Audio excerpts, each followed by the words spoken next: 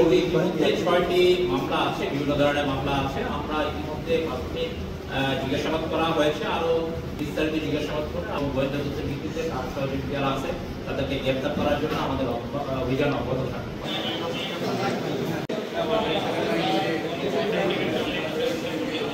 আমাদের সেনাবাহিনীর পূর্বাঞ্চল আর্মি ক্যাম্প একটি সুনির্দিষ্ট গোয়েন্দা তথ্যের ভিত্তিতে রূপগঞ্জ এলাকায় অভিযান পরিচালনা করে। সেখানে কুখ্যাত সন্ত্রাসী এবং মাদক ব্যবসায়ী এবং অস্ত্র ব্যবসায়ী রবিন মিয়াকে আটক করা হয়। তার তথ্যের ভিত্তিতে রূপগঞ্জ এলাকায় এই অভিযানে একটি বিদেশি পিস্তল, একটি রিভলভার, একটি বিমান বন্দুক, দেশীয় অস্ত্র, বিপুল পরিমাণ মাদক দ্রব্যাদি উদ্ধার করা হয়।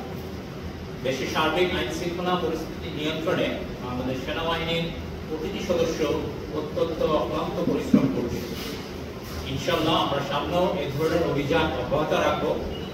অপরাধী বা সন্ত্রাসী যেই হোক না কেন তাকে আইনের আওতায় আনার জন্য আমরা বাংলাদেশ সেনাবাহিনী বদ্ধপরিকর। তার ইতিমধ্যে 6টি মামলা আছে, বিভিন্ন ধরনের মামলা আছে। আমরা ইতিমধ্যে প্রাথমিক জিজ্ঞাসাবাদ করা হয়েছে, আরো বিস্তারিত জিজ্ঞাসাবাদ করে এবং গোয়েন্দা তথ্যের ভিত্তিতে কার সহযোগী যারা আছে তাদেরকে গ্রেপ্তার করার জন্য আমাদের অভিযান অব্যাহত থাকবে। আমরা উদ্ধারকৃত অস্ত্রগুলা কয়েকটা তার বাড়ি থেকে পেয়েছি, কয়েকটা আমরা তার বাড়ির পার্শ্ববর্তী তার ডোবা এলাকা আছে সেখান থেকে উদ্ধার করতে পেরেছি।